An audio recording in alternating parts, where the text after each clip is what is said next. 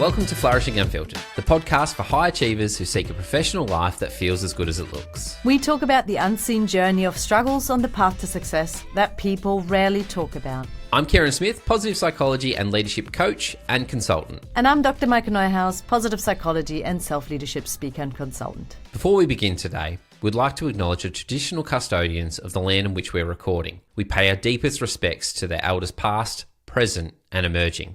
As we share our stories today, we honour the rich tradition of storytelling that has been passed down through generations. Today's episode is brought to you by the Future of Flourishing, a futures thinking media, training and venture lab dedicated to bridging the gap between scientific knowledge and practical application in the field of human flourishing. The Future of Flourishing is committed to creating a comprehensive ecosystem of communication and innovation platforms. Find out more about the Future of Flourishing at futureofflourishing.com. If you enjoy our podcast, please leave us a review. It would mean the world to us.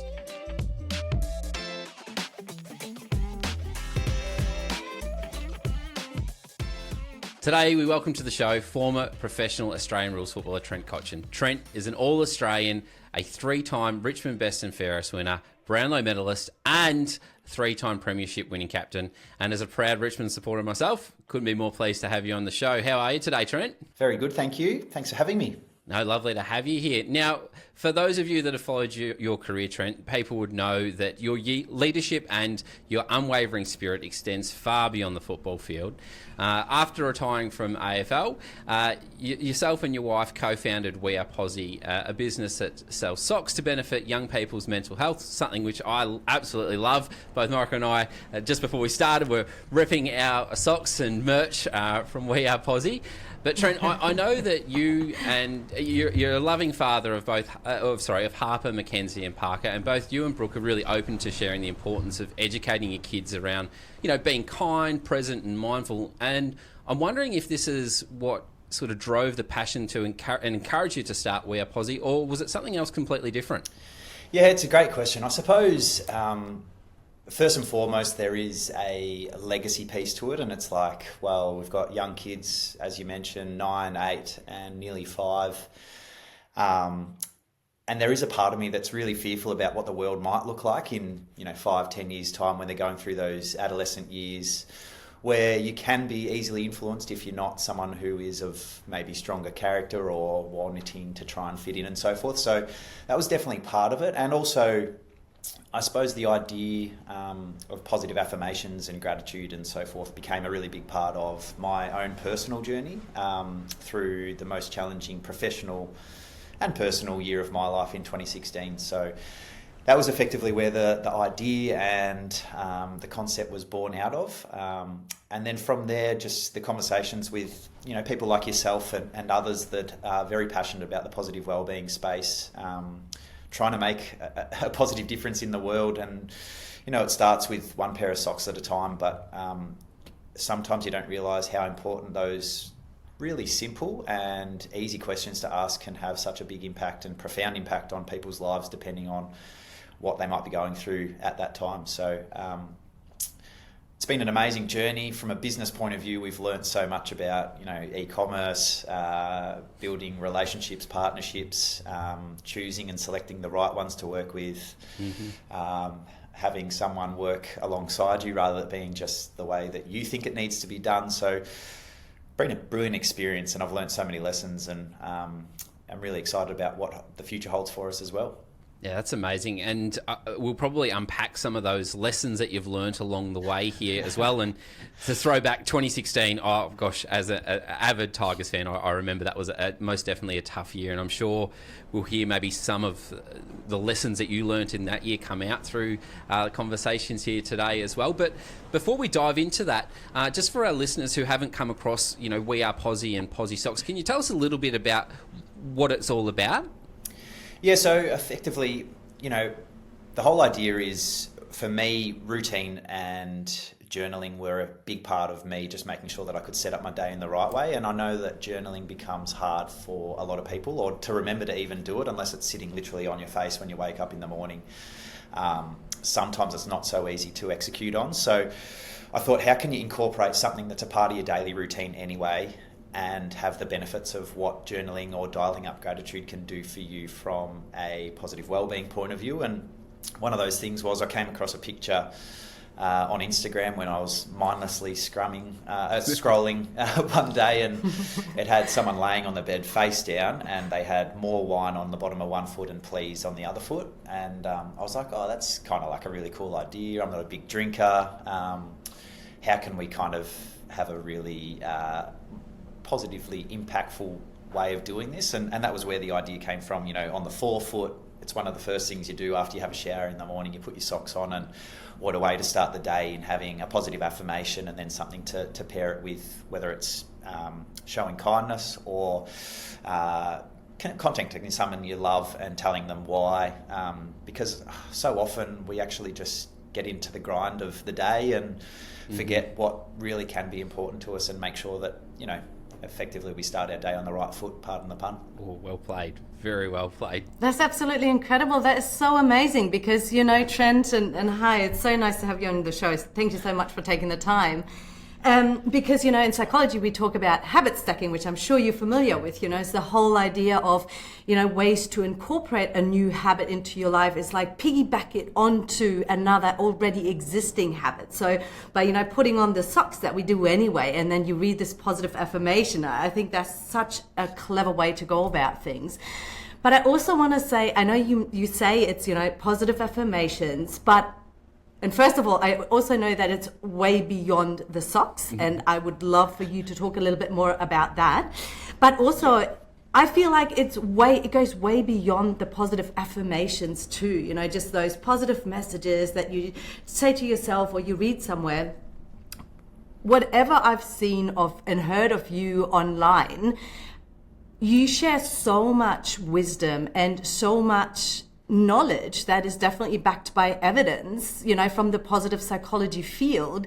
You know, you talk about things like you got to know, you know, what's within and outside of your circle of control. You talk about anchoring yourself by taking a deep breath. You know, there are so many pieces of wisdom that you share, and I don't know, whatever I listen to, I feel like, have you studied this somewhere? Like, where do you pull this from? Was this just part of your professional career and you learned it? Where does this come from? Yeah, it's a great question, and thanks. You obviously have done your research, Micah. I suppose part of that really challenging period in my life in 2016, and that's not to say that I didn't have some of the attributes or skill sets or the lessons that I'd learned pre that time, but it was at the end of 2016, the most challenging year was a real year of discovery for me, and really just going within and understanding who I was first and foremost. And at a more deeper level, I'd probably lost this level of love for myself, and that then obviously impacted confidence and my worth, and, you know, where I really did fit within this world outside of just football, but in general. So to answer your question, I was really, really lucky to be put in touch with Ben Crowe, who then became my life or business and leadership coach. And the impact that he's had on me has been so profound, to the point where it's effectively, I would say that he didn't save my life because I wasn't dying, but to some extent he kind of did. And then the lessons and wisdom that he shared with me then, that has allowed me to kind of just build relationships with people. And that's not to say that I'm any guru or have all the answers. Like, I'm learning every single day, even now in new roles and different roles that I face. Those lessons are really relative, but there's also ways that, you know, with a bit of perspective and curiosity, you have to find different ways in implementing them, whether it be exactly the same kind of concepts or, you know, having a spin-off of some of those, you know, surface level or basic learnings that I learnt. That transition's been huge for me as well. So very fortunate. And then obviously through my football journey, you talk about focusing on what you can versus what you can't control, my anchor and so forth. That was all developed around performance mindset, really. But it's funny, everyone, when you talk about it, thinks about, you know, the moments in AFL games where you would be able to use those things, like not being distracted by an umpire's call or the wind, or what the scoreboard's saying or what the opposition are trying to do, and then coming back to focusing on, where's my opponent? Have I engaged with them? What are my feet doing? Am I communicating both via my body or my mouth?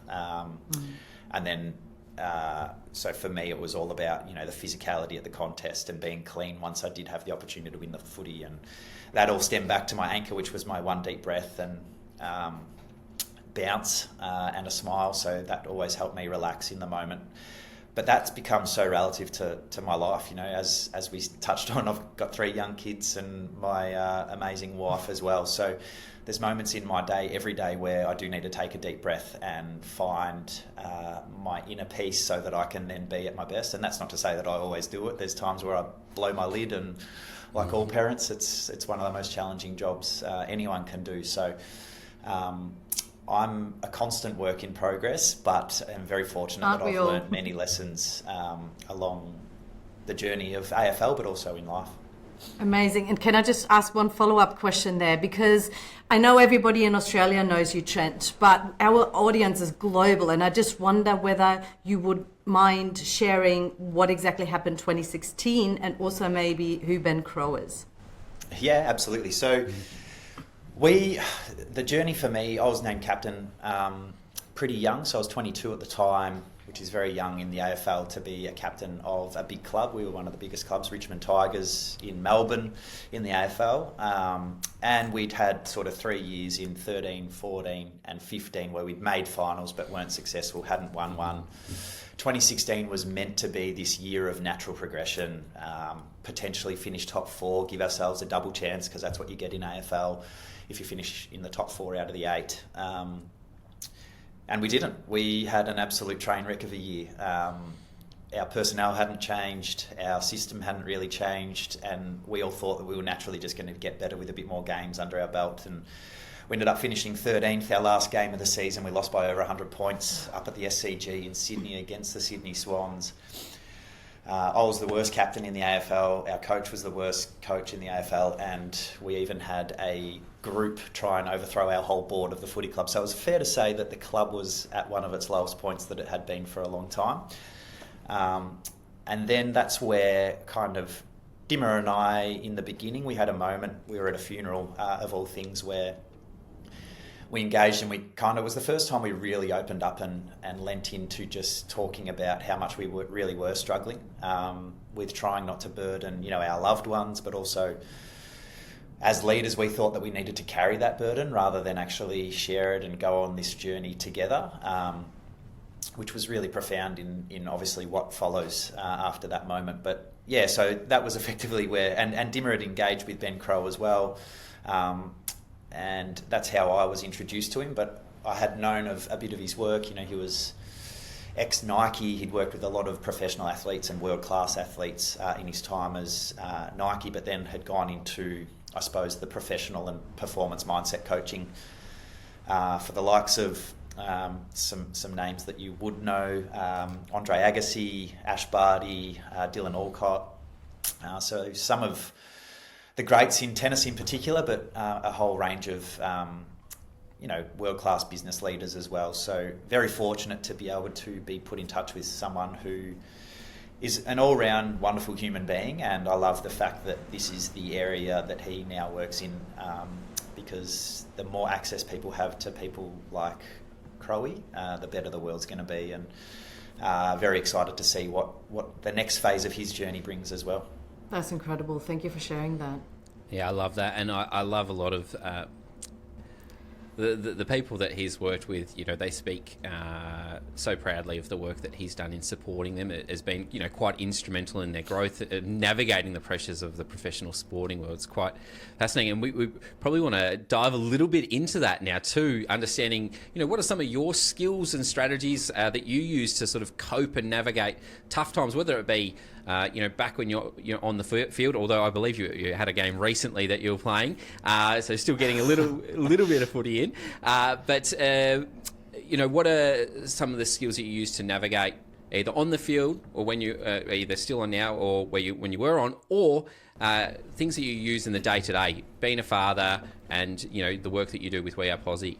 I think one of the greatest lessons that Crowe taught me in the very early beginning was that I didn't need to have all the answers. Like, that's the beauty of being humans and knowing that there's so many wonderful people out there that if you're willing to share what you might be struggling with, so many people open up and say, look, you know, I went through this experience that was similar. So for me, like, that willingness to actually share something that you're going through, and clearly you need to form and have a relationship with someone to go to any great depth, but not being scared to show your weaknesses as a leader or as a person is one of the greatest lessons that I learned. I really suffered from the perfection myth and thought that I needed to be the perfect version of every role that I played in life. So that's obviously from being a husband, son, father, brother, all the way through to being, you know, the best player that I could be, the best captain, best teammate.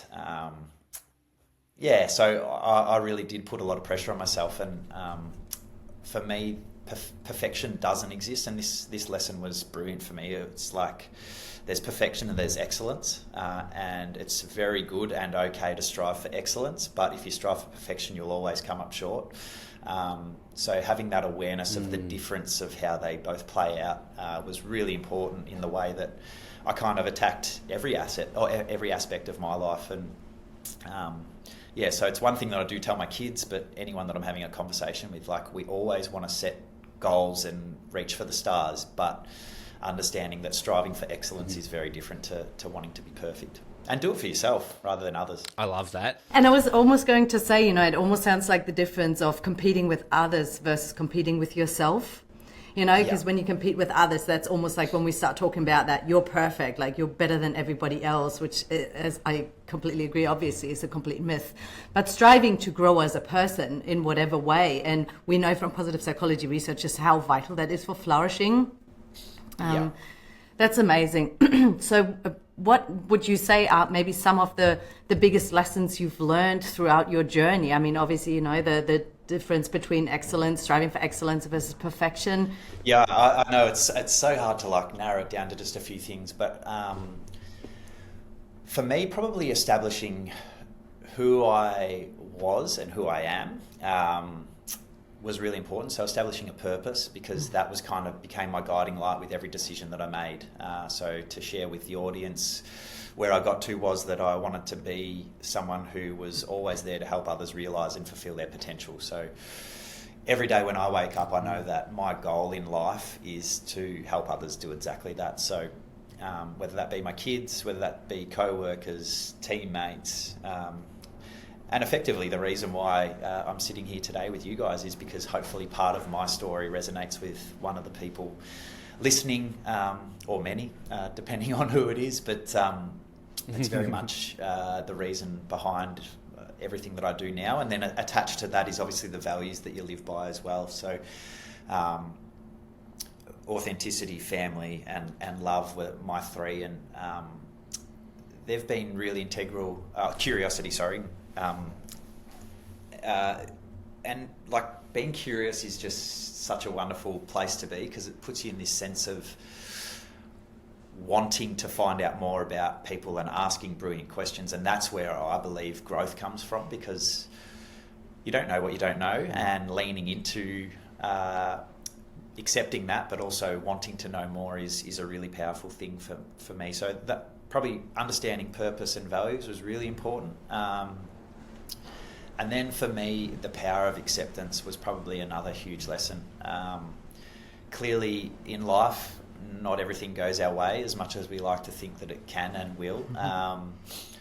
So having the ability to actually go, okay, right, I accept that hasn't panned out the way that I thought it might, allows you to kind of then shift your focus to then back to what you can actually control, whether that be fixing or finding a solution in a circumstance where you have a problem, or if it's an outcome. Clearly, if you're focusing on the outcome before you even participate or execute, you're not going to probably succeed, because you're already too far into the future. So that was really powerful. And the thing that helps with acceptance for me was perspective. If you're going through a tough time, there's always someone who's going through a tougher time. But the importance of that for me was not not ever comparing your story with others, because a tough time for me might look very different to what it looks like for you guys, and then the way that we cope or deal with that. So not placing any expectations on what that's meant to look or feel like, particularly for other people. Like, that's the best way to show up and be supportive for others, in my opinion. And that really helped with me. Like, one of the things that Brooke, my wife, has really helped me with is having greater empathy to everyone's situation. So knowing a little bit more about their backstory, having relationships so that you can understand what makes them tick, how they're motivated, whether it's intrinsic, extrinsic, some of the baggage that might be being carried, and then how that makes or impacts the way that they make decisions, whether it's on field or off field, has been really important for me to be able to build relationships, but also that trust that allows people to actually, again, realise their potential, which connects back to my purpose. I don't want to blabber too much. Is that enough? I just love it. I'm soaking it up, and I just feel like you could so do my job. It's like, there's so much truth and wisdom in that. And I love that you started with curiosity, because I agree with you. Curiosity is the key to open-mindedness, to open-heartedness, to deep connection with yourself, to deep connection with other people, to personal growth. I feel like it all starts with curiosity. You're understanding your purpose, understanding your values. You got to become really curious. So I love that you started with that. Karen, what do you think? Yeah, and Trent, I know that you sort of touch on this in your book, this importance of relationships, and I believe that one of the key phrases that are sort of used is, turning the attention away from me into we, and that's something that I really, really love. Can you talk to us a little bit around how you come to realise that being a really significant thing in helping drive you forward? Like, obviously you talk a lot about just helping others to discover their potential, but what have you learnt from doing that? What from working with others and expanding from just the self-discovery part, which is really important? What have you learnt, or key lessons that you've learnt around building those strong relationships and having more of a focus on the we? Yeah, it's a great question, because I suppose the beauty about us all being human is that we're all our own unique individual beasts, right? And as I said, we're motivated by different things. We have different passions, and that's the beauty of being part of a team sport, especially. You got 44 or thereabouts on a list, plus your coaches and then other staff as well, that are all different and connect with different parts. But how do you come back to having something that is what you all connect back into and value? And I suppose to answer your question, I mean, the thing that I've loved most about being curious and wanting to learn more about others and help others is that I've probably learned so much more about myself in that process as well. So by building those relationships, trying to understand people and what makes them ticks, and I think one of the things that I learned from Crowe in my very early days, and maybe have realised it more in hindsight as well, is that he never actually sat there and gave me all the answers. Like, the thing that he does so brilliantly, and I'm sure it's a lot of the work that you guys do in your own individual work, is that you kind of just open the door for people to actually go within and start to understand more about who they are, what makes them tick, all the attributes that kind of just flow out once they're in this state of flow. That's a really special moment. Like, I know that the reference is a lot of the aha moments that people have as they're going through this process. And when you are someone who is or gets lighted up by... Don't ask me. I think it's lighted, is that right? School teachers, please help. We'll go with it. Lit up, button. Is lit a word? When you get lit up so. From sounds very young to me. Most passionate about,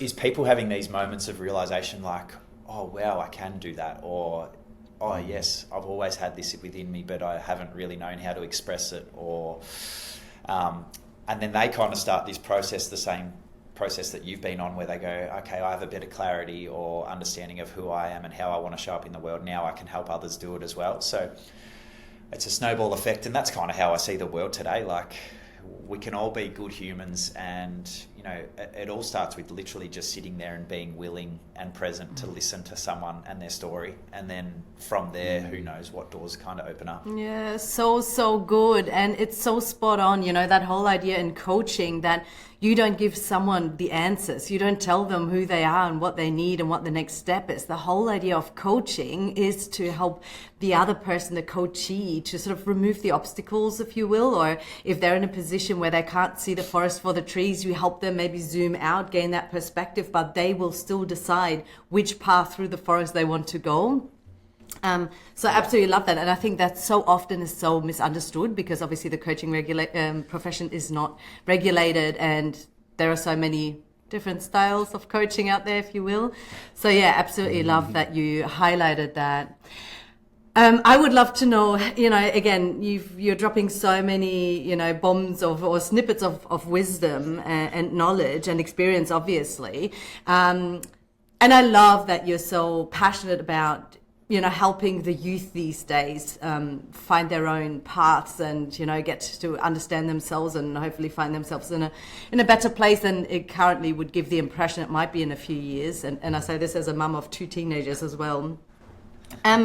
What piece of advice, if you could write a list of pieces of advice for, teenagers out there or whatever, what would you add? Yeah, it's a good question. I suppose a lot of these kind of thoughts that we have, when I say we, my wife and I, or other people as part of our team, are what we put on the socks. So, one of my favourite Dr. Seuss quotes is that there's no one newer than you. I can't even, I'm going to stuff it up, but I need to Google it. Hang on. Should I read out what's on my Posi socks? It says, you do not find the happy life, you make it. And it's I'm celebrating. It's that's exactly it. That we know from research that so much of our happiness comes down to our own daily actions, whereas we constantly overestimate the role our life circumstances play, and that just seems to be a tiny, tiny part of it. Obviously genes play a role, but let's not talk about genes because we can't control them, and we've already clarified that. We're not going to, dwell on that then.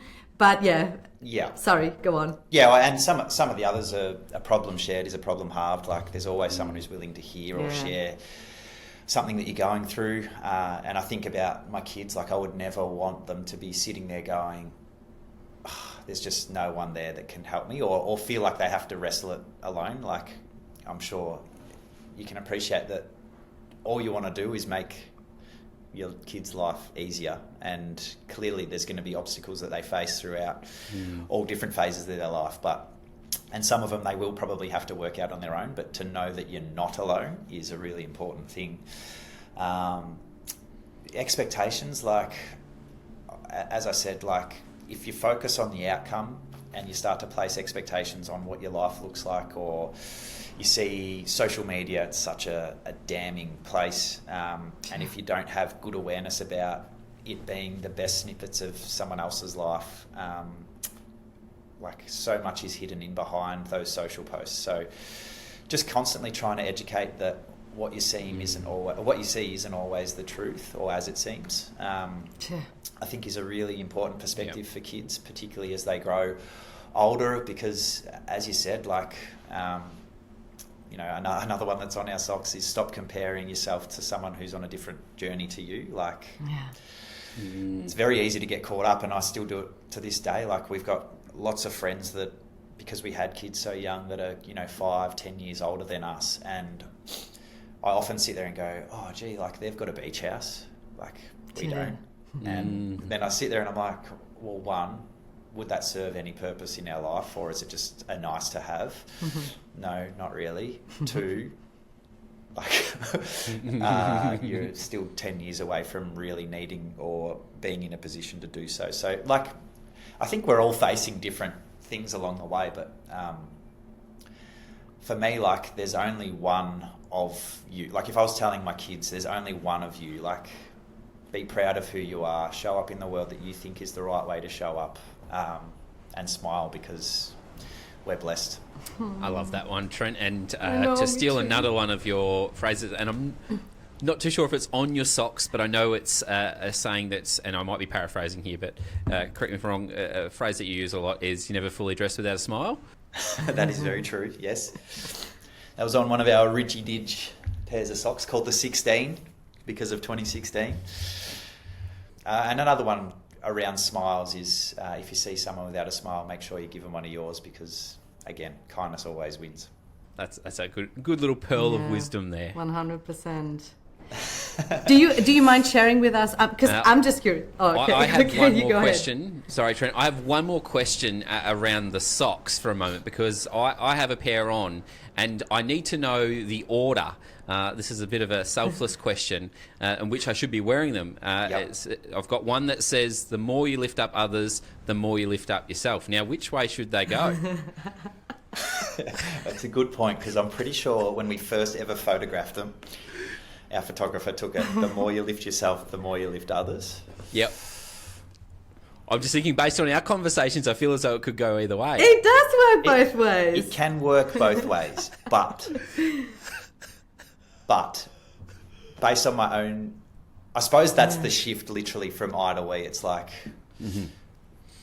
when you lose yourself in the service of others is when you truly find yourself. Speaking of We Are Posi, Trent, my question to you would be, I would love to know more about what's next for We Are Posi. Are you able to share already, maybe give a little bit of a glimpse into the future? Yeah, definitely. Well, so we originally were supporting the homeless community as part of every sale that we had on e-commerce. We'll donate a pair to the homeless community, but I suppose Amazing. It was a little bit lost in the impact and the way that we were having it. So we really love this idea of piece of posi. So with every sale that goes through on our e-commerce platform, we put together an amount into a fund, and then we do these effectively acts of kindness or piece of posis in the community. So a lot of the time it's around someone who is going through a little bit of a challenging time, but that it isn't just that. It can also be about celebrating someone who's doing amazing things as well. So as an example, more recently, a guy by the name of Luke was suffering from a pretty serious form of cancer, and he and his wife are expecting their first child, who they've successfully and healthily had in recent times, but mad Richmond supporter. So we gave them an experience that, not knowing how long he may or may not have left to live, we wanted there to be a memory that he could cherish as part of that journey. Had a whole experience in the lead up to the Carlton game earlier in the season. Got to meet all the players, spend a bit of time with them the day before the game, and then was part of the Guard of Honour and see some of his favourites. So that was really special and unique, and the other part of that was that it was organised through a friend, so they also got to have that experience with him as well. And I know that he's pretty unwell at the moment, so they're always the hard ones to hear, is that things have progressed further and they're not going as well as they can, but knowing that through our community we've been able to share this moment in time that will be a memory that you had the jumper framed, and that'll live on far beyond his time here on planet Earth. And luckily he got the opportunity to spend some time with his little girl as well. So they're the moments that outside of just selling a pair of socks, that we hope has a positive impact on someone's life. It's nice to be able to be forward facing in the community and do random acts of kindness through our Piece of Posi channels as well. But there's also an element to that as well, where we have a number of businesses that are either designing and developing their own custom socks that are aligned to things that they're really passionate about, and then they may already have a charity or have a story within their community that they really want to celebrate and bring to life. So we have done a few of those along the journey as well. One being Kinetic. It's a massive transport company.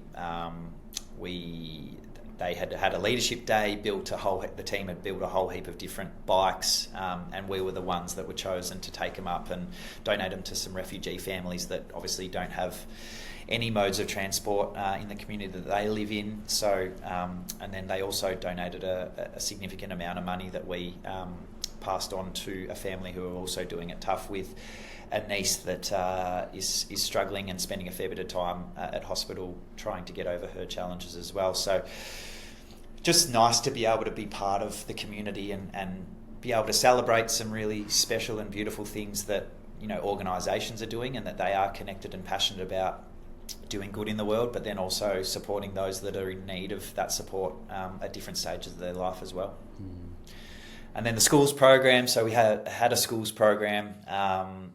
We are looking at hitting pause on that, but doing something even more exciting and bigger and better in the very near future, which I can't disclose too much information on, but effectively around a day and blowing up all the amazing work that our positive wellbeing educators are doing, and the schools investing time, effort, energy, because we know how full their school teachers' plates are with their current education they're trying to roll out as well. So wanting to blow that up and really just celebrate positive wellbeing as a general rule and make it something really special.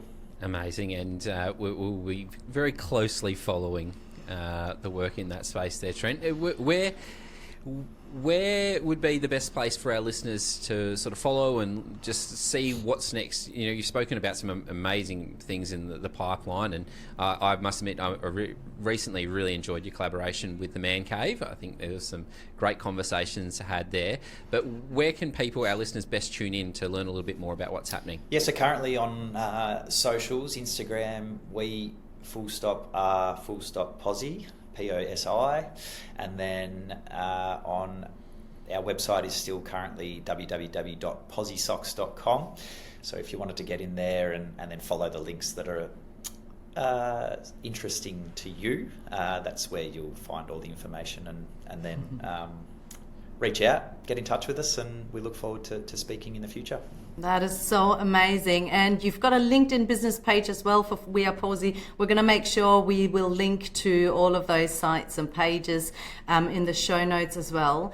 I feel like I do want to still follow up with one other question, and I just love what you're doing, and I love the work you do in the community, and having been at the receiving end myself at some stage in my life, I just, you have no idea the difference you make.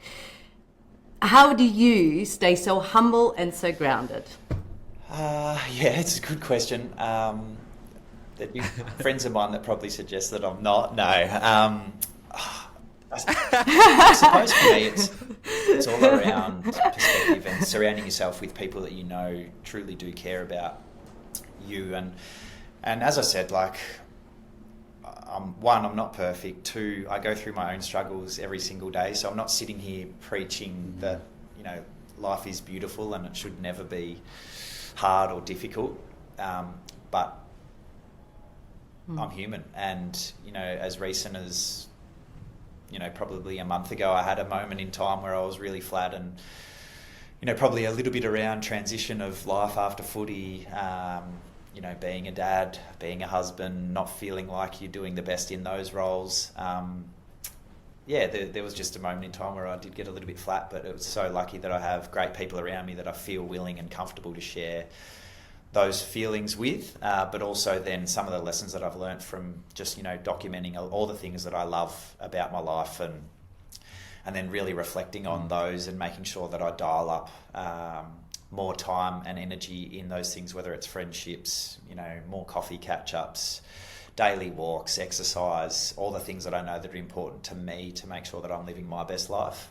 That probably helps me remain at my best, or as close to it as I possibly can, but also humble and feeling like I can contribute to this world.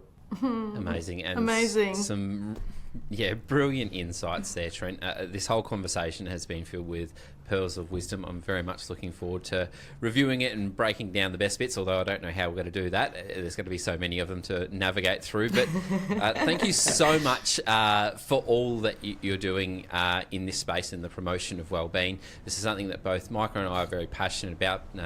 So we're eternally grateful for the work that you have done in this space, and the work that you and your team will continue to do in this space into the future. But we really want to say, on behalf of ourselves and our listeners, thanks for jumping in and sharing all your great insights and your personal journey, as well as your journey of just being a dad, being a part of a new business.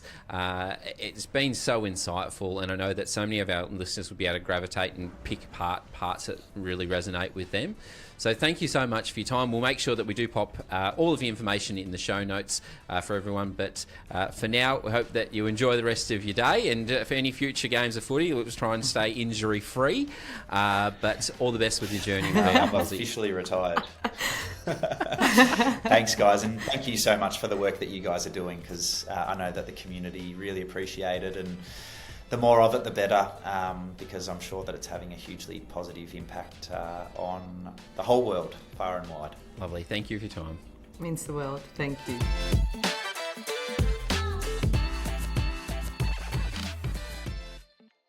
Wow, Michael, what a conversation. I tell you what, for someone that is not, that hasn't any formal qualifications in the field of positive psychology, he is, almost the embodiment of it being lived and breathed in the day-to-day, don't you think? Yeah, oh, 100%. He had me nervous, thinking I'm out of a job. If people like him can do my jobs apparently so easily, what am I even doing? I love look, all the things he shared, and I feel like you can open up a textbook of positive psychology and pick any page. He had something to say about that, and like in the perfect way. Yeah, absolutely. And we think of someone who, a pretty big public figure here in Australia who has been scrutinised for his approach and his style of going around things. You can see that he's been deeply reflective in his journey, and he's relied on some really key people to help him out along the way. But that ability to turn inwards is something that really stood out to me in our conversations with Trent today. Yeah, he just seemed so grounded and so well reflected. Again, and I asked him at the end, like, how do you stay so humble? Because regardless of his achievements, he doesn't have the slightest bit of ego, judgment. I mean, the fact that, let's be honest here, Karen, I'm sorry, but the fact that he agreed to come onto our show, I like to think that we're going to be big and successful with this. If it resonates with people, I hope we can make a difference. And if we can make a difference, obviously we will be successful with that. But, for someone like him to agree to come onto our show and share the time and to be so open and vulnerable and raw and honest about everything before we started recording, and also, during the recording and after the recording. Yeah. I take my hat off to people like him. Yeah, absolutely. There was so many gems even before we pressed the record button, and then a really beautiful conversation that followed after as well. And I think, he is one of those selfless people, and he's known for his great leadership, but also his love of people, and that come out really in his conversation as well. I think there was a notable quote that I sort of plucked away. I'd sort of written it down over here. It's, when you lose yourself in the service of others, you truly find yourself. And I love that, like that ability to go, how can I be the best person to other people? And he spoke about this, being a dad, being a father, being a husband, being a brother, being a captain, being a teammate, it's something that he's obviously thought quite deeply about. And it's something that resonated with me, made me go, ooh, that's something I could do a little bit more of, in multiple areas as well. Yeah, absolutely. And I guess that's what I loved so much, that for him, it's not about, highlighting the amazing highlights of his career, or achievements of his career, which there have been so many, but for him to take this and apply, he lives what he preaches in all of these different areas of life, across all the domains. Well, at least that's what it seems like, and that's what it sounds like. You never know until you really know a person. But and for me, what stuck really out is what he does for the younger generations in that regard, simply by being like that, by embodying that, by being a role model like that. And again, as a mother of 2 teenage boys, I have so much respect for that. Yeah, most definitely. And that notion to sort of challenge the status quo. He's had a very successful football career, and we sort of see these footballers as strong men going out to sort of battle, I guess. But then to see this other beautiful side of Trent, and in every post-match conversation, he's very quick to acknowledge the work of others and highlight, that the success wasn't made, and I think he even mentioned that even before the show started. I was sort of speaking about some of his accolades, and he was very quick to turn and say, there were so many others involved in that as well. I think it's great role modelling. It's important for our young men in our society to see people like him advocating really positively for, personal growth and development, and that real care and consideration around how we can be the best versions of ourselves. Which leads nicely into one of the parts of the conversation which I loved, was talking about my socks, just to try and determine which sock I should be wearing on what foot.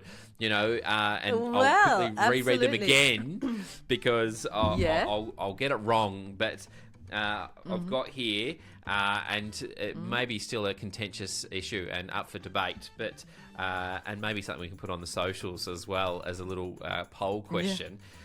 Which way should these socks be worn? Exactly. The first sock, the more you lift yourself, and then the second sock, the more you lift others. And as we sort of discussed, and your question was around which way around do I wear them? Which one do you read first? Which one comes first? Do you lift yourself first and then you're in a better position to lift others? Or is it that when you start lifting others, that has this reciprocal impact on yourself, right? Yeah. And so what do we think about that? I'm leaning. I have a bit of a quick think about this just in between conversations, and I think I'm leaning towards, the importance to lift yourself first. I think that's really important. Like, we've got to have that level of awareness, I think, in order to be able to serve other people really well. And sometimes it is taking a little bit of self-care, a little bit of self-compassion, in order to be the best version for the people around us. I take the point that it could go both ways, but I think that's the way I'm sticking to it. I don't know. Have you got a different perspective? Oh, so interesting. I really do think it's like a chicken and egg, and I think it really does go both ways. Both. And I think research shows this very strongly. I mean, in the first instance, you can't really lift anybody else up if you're drowning yourself. And here's the concept of the oxygen mask. We really do have to look after ourselves and at least have a minimum level of flourishing, I guess, or functioning, or whatever we want to call that, in order to be able to give. You can't pour from an empty cup. But research also does show very, very strongly that if we, commit random acts of kindness, for example, that this does not just have benefits for the receiver, but also for the giver. Yep, We have higher levels of well-being. It brings us great joy. We feel better about ourselves. And can I just add to that also, we learn about ourselves through our interactions with others as well. So we do get a better sense of self-knowledge as well, and who we are authentically when we interact with other people. So it really, I think it goes both ways. And I think so often with well-being, the art lies in being able to bounce back and forth rather than being on one extreme end of any scale, giving to others, but making sure you're not drowning or forgetting about yourself, caring for yourself, but making sure that you understand or keep in mind that the world doesn't evolve around you, So I really think it's about finding that right balance. Yeah, and that sort of leans nicely into another part of the conversation, which I really loved when Trent was talking about the idea of perfectionism, and you could see, and I remember the external pressure that was placed on Trent, the coach of the Richmond Football Club at the time, and the club as a whole. Was extreme. That 2016 season that he was speaking about, like that was a tough blow to the ego of the club and the supporters and fan base. But his reframing of perfectionism, even in his own life, was really interesting. I love the way that he spoke about, we can strive for perfectionism, but we'll probably end up sort of being disappointed. But we can also strive for excellence, and I really liked that point. It was a nice redefining moment. That was something I wrote down and just like underlined. I was like, ooh, that really resonated with me. I'm not too sure about you though. What your thoughts were on that one? Oh, 100%. And also, he mentioned the whole idea of process versus outcome focus. I don't know if he actually worded it exactly like that, but he did speak about, if you focus too much on the outcome, you want to get this many goals, you want to win this many seasons, whatever that might be, then you're already too focused on the future and you won't be performing well, because in order to perform well, you have to be here and now and putting all your focus and attention into your performance right now and into the process. Yeah. To me, that's a very similar way of, rephrasing that whole idea of striving for perfection versus striving for excellence. Like excellence being this notion of maybe competing with yourself, being in the moment, getting better. And we know how important it is to grow as a person and set goals and accomplish goals and being deeply engaged. Again, it was one of those many points in the conversations where I thought, have you read all the textbooks on this? Like, have you studied psychology? Are you sure you don't have a psych degree? Right? Oh, absolutely. And this point too, like he spoke about, sort of being in touch with what's in your sphere of influence, right? And this is where this connects so nicely. And I think, part of this has probably come out in the work that he did or has done with Ben Crowe. I'm just assuming here, because I know that Ben Crowe's got a beautiful quote that it's on his Instagram page. And it's this notion that you can't control the waves, but you can learn to surf. And I think that's quite powerful, right? Because it's like, all right, well, what am I in control of here? What can I do to change, the situation that I'm in? Let's focus my energy on what I can actually influence. Oh, absolutely. And isn't the first step that comes even before that another point he spoke about, and that's the power of acceptance. And again, I just thought, how true is that? The power of acceptance when some things don't go your way. And he did highlight that not everything goes our way in life. We all have our own struggles. It doesn't matter how disadvantaged or privileged we are. We all have our own little battles, don't we? And being able to say, okay, well, this is actually what's happening. I find that so important because we know how important it is to also accept the way we feel about things, to, the way we think about things, the ability to tune in, understand our own emotions and accept them for what they are, rather than brushing it aside, ignoring it, trying to suppress them in any shape or form. How often do we do that with our own feelings, but also with reality? So the whole idea of being, again, what's inside of your control, what's outside of your control. If you can't change the fact that there is a big wave coming your way, well, what is inside of your control is that you can learn to surf.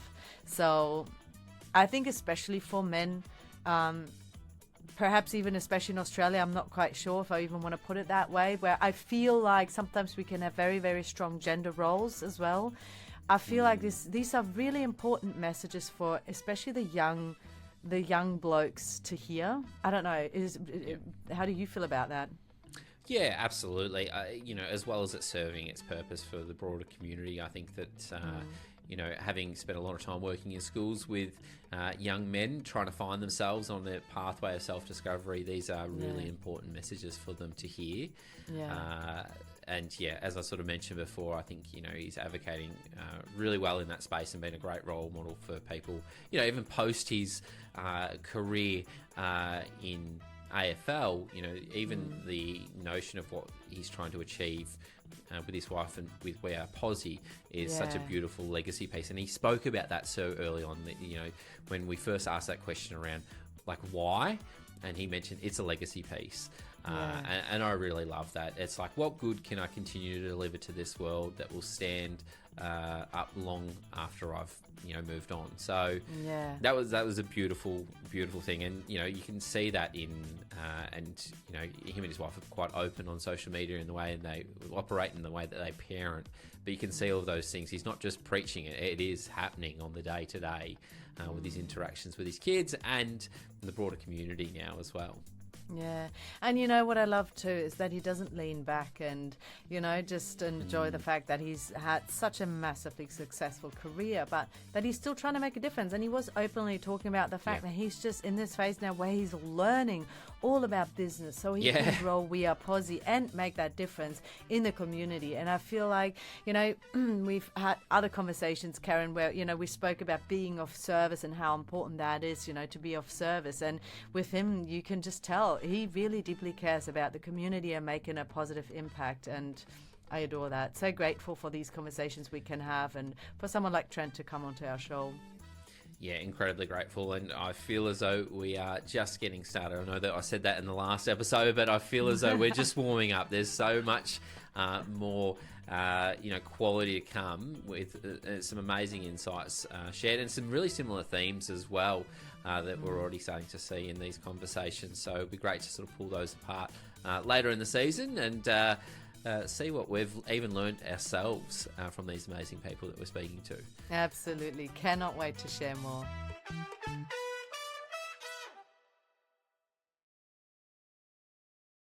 Thank you for listening to today's show. We hope our conversation helped normalize the struggles so many of us face on the path to success. While on the outside things often look like sunshine and rainbows, this is rarely the experience for anyone behind the facade. But instead of letting that demotivate you, we hope it does the exact opposite, to let it fuel you to keep pursuing your purpose and realise your potential. Just without the added burden of feeling inadequate and a little more patience, some tips and self-compassion instead. For further info, head to our website, flourishingunfiltered.com, and get in touch with us via our socials, @flourishingunfiltered. Now, if you or someone you know is struggling with feelings of loneliness, low mental health, or suicidal thoughts, please know that there are people who care and treatments that can help. We've compiled some helplines for you in the show notes. It's a wrap for Flourishing Unfiltered today. Please give us a follow and leave us a comment and a review. We hope you tune in next time.